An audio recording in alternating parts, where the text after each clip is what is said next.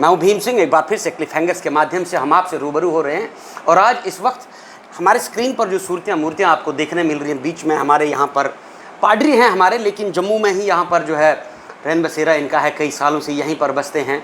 जगह है, मकाम ये है भगवती नगर का, जहाँ से इस वक्त ये रिपोर्ट हम आपके साथ साझा कर रहे हैं।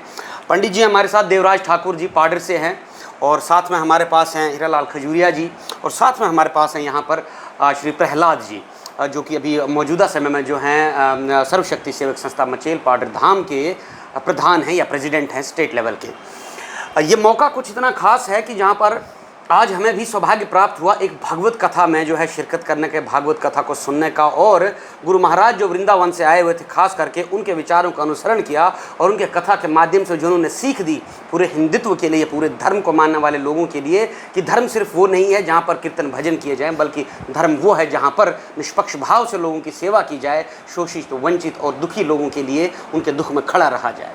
साथ ही मैं एक बहुत अच्छी खबर ये आप लोगों के साथ साझा करना चाहूँगा कि पंडित जी ने और खजूरिया साहब के योगदान से इन्होंने सोचा कि जो पाडर के अंदर 14 अगस्त को जो भयावह मंजर जो पेश आया, जिसमें सैकड़ों लोगों को अपनी जान गंवानी पड़ी, ऊपर वाले का प्रकोप कहें, प्रकृति का प्रकोप कहें, कहीं ना कहीं इंसानों गलतियों की वजह से ही ऐसा हो रहा है। वैष्णो देवी के अंदर हुआ, उसके बाद मणिमहेश की यात्रा रुक गई, उत्तराखंड में आए दिन ऐसी आपदाएँ हमें देखने को मिलती हैं।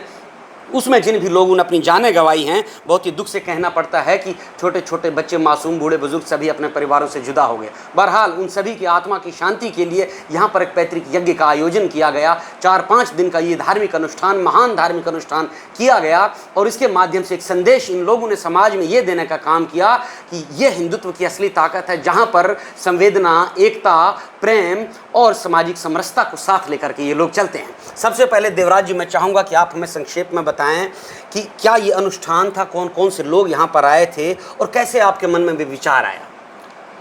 सबसे पहले मैं आपका मीडिया का बहुत बहुत आभारी हूँ। कृष्णाय वासुदेवाय देवकी नंदनाय च नंद गोप कुमाराय गोविंदाय नमो नमः। नमः पंकजनाभाय, नमः पंकजनाभाय केशवाय कृष्ण, नमः पंकजनाभाय।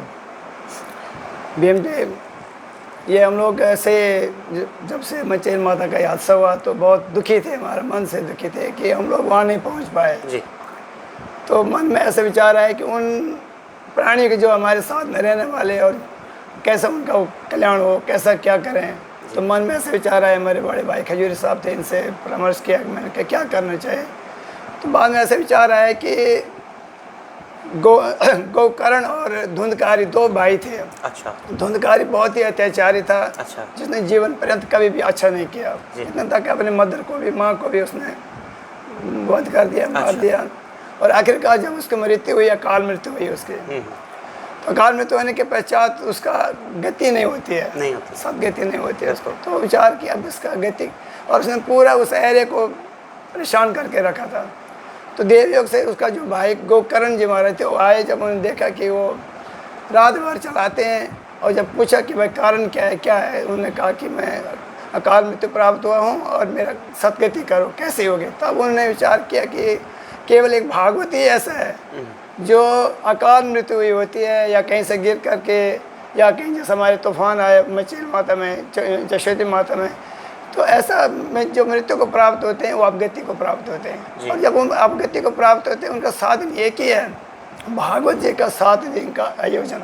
जैसे महाराजा प्रसिद्ध जी जो थे, महाराजा प्रसिद्ध जी भी 7 दिन में उसको सांप ने काटना था। सुखदेव जी महाराज की शरण में गया और 7 दिन में उन्हें अमृत रूपी कथा का स्वादन किया।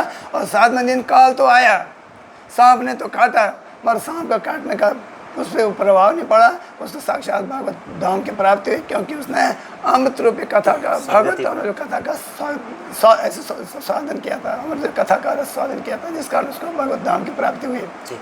इसी प्रकार हमारे मन में विचार है कि क्यों ना हम लोग भी इस आयोजन को करेंगे। वहाँ तो नहीं जा सकते, यहाँ से अपने मन से श्रद्धांजलि उनको देंगे। और ये तो लोग 6-6 महीने में, साल में इस आयोजन करने के लिए तैयारी करते हैं। और मैं ठाकुर जी का बहुत बहुत धन्यवाद करता हूँ कि उन्होंने मुझे हिम्मत दी और प्रेरणा दी और ऐसे ही विचार किया कि घर घर जाएंगे, सबको बोलेंगे। मगर ऐसा आप जैसे किसी ने कहा महाराज घर में क्यों जाना है, आप जिस ताड़े पे बैठे हैं उसी ताड़े से ही सब कुछ हो जाता है। और मैंने ऐसे ही किया, मैं अपने ताड़े पे बैठा। आजकल मीडिया का मीडिया है, सबको फ़ोन शोन किया। मैंने कहा इस बात हम लोगों ने विचार बनाया कि हम भागवत कथा करेंगे। तो सभी हमारे भगवती नगर निवासी जो है, छोटे बड़े, सभी ने साथ दिया। तो यह आयोजन के लिए हमने, अब कथावाचक की बात आई तो हमने कहा ये वृंदावन धाम से मंगाएंगे। तो वृंदावन धाम से आचार्य जी को मंगाया। इसका जन्म स्थान दावतपुर धाम है और कर्म स्थान उनका वृंदावन धाम है। तो उनको बुलाया गया और जिससे बड़े श्रद्धा निष्ठा के साथ प्रातःकाल भी 9 बजे से लेकर 11 बजे तक उन आत्माओं की शांति के लिए पाठ किया जाता था।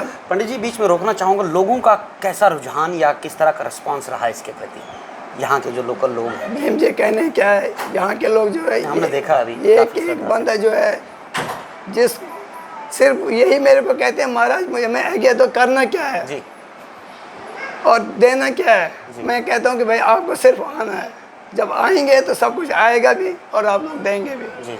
तो ऐसा परमात्मा की कृपा हुई। हमारे बड़े भाई ये इन्होंने रात को हम लोग 12 1 बजे तक यहाँ पे विचार विमर्श करते थे कि कैसा करना है।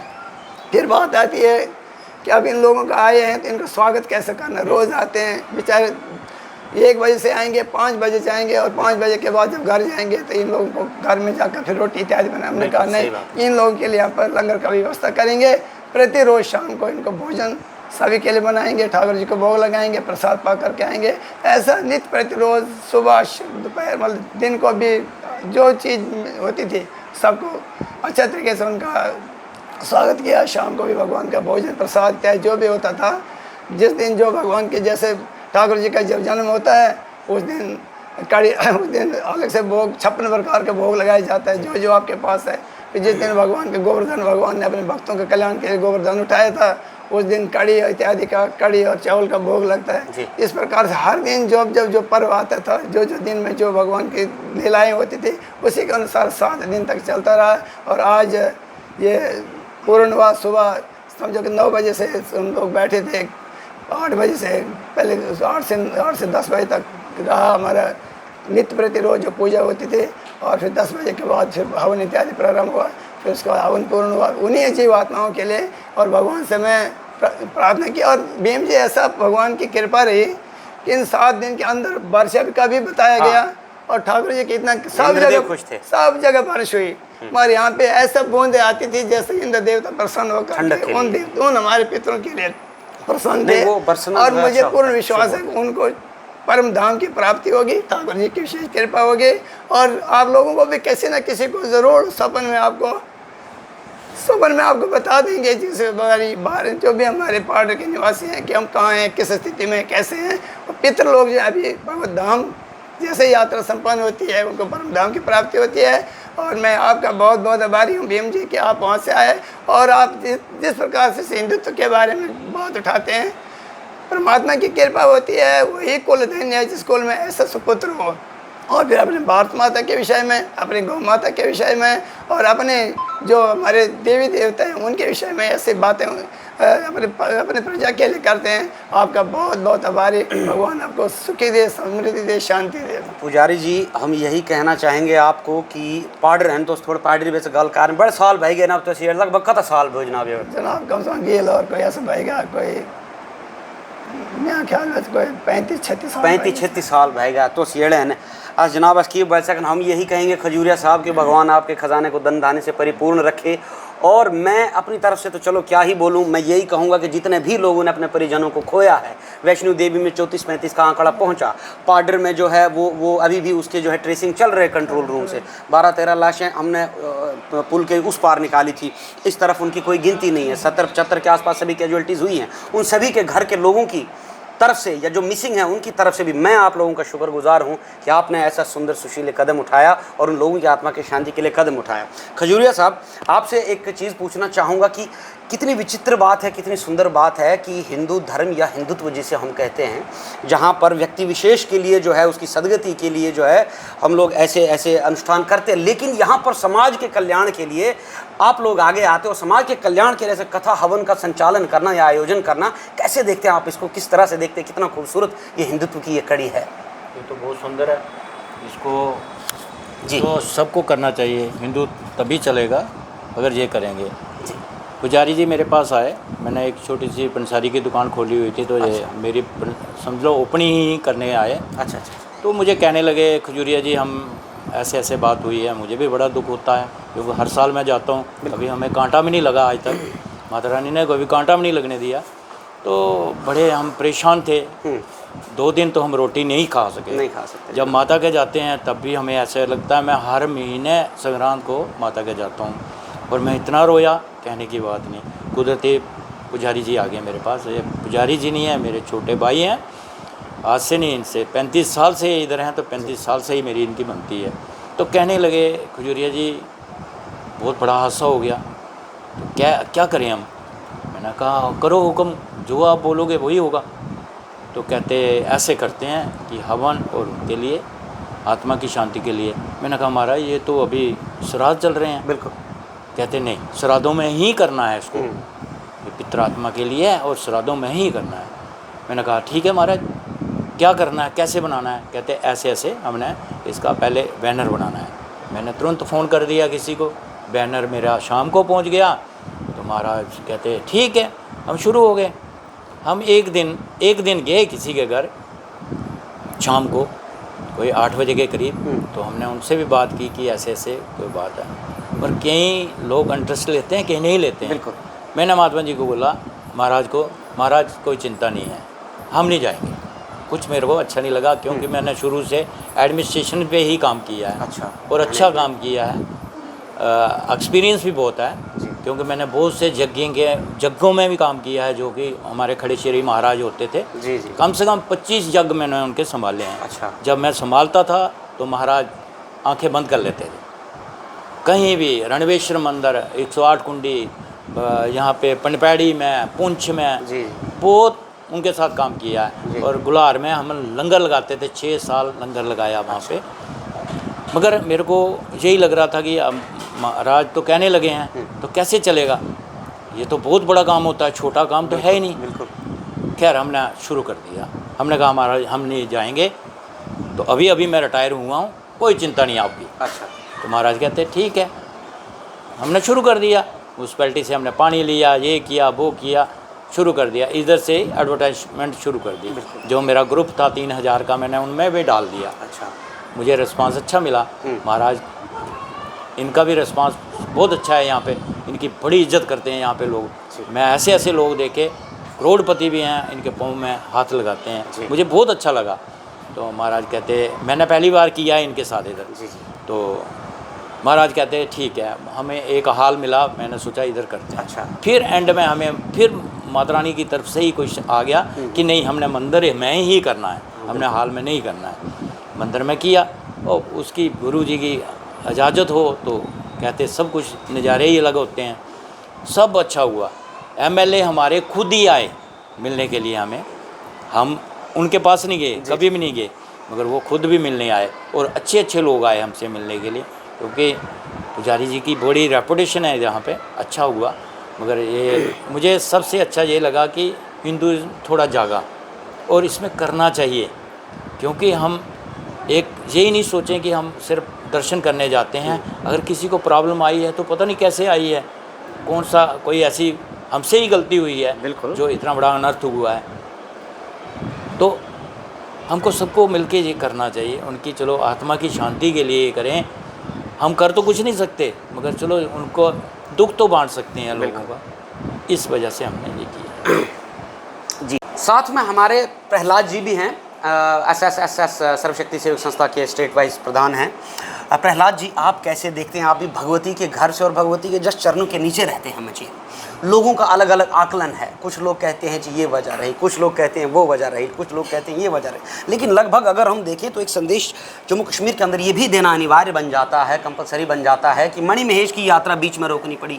अमरनाथ का भी लगभग वही हाल रहा, वैष्णो देवी में भी ये आपदा आई, हमारे पाडर में, चिशोती में ऐसा हुआ, और उसके अलावा और भी बहुत सारी श्रीखंड महादेव की है एक कोई है ना, हर जगह लगभग सभी यात्राओं को जो रोकना पड़ा, कुदरत का प्रकोप था। कैसे देखते हैं आप इसे, और इस सारे भव्य कार्यक्रम के बारे में भी आप कैसे देखते हैं इसे? भीम जी जो हालिया सोती पाडर में अत्यंत दुख जो त्रासदी हुई है जी,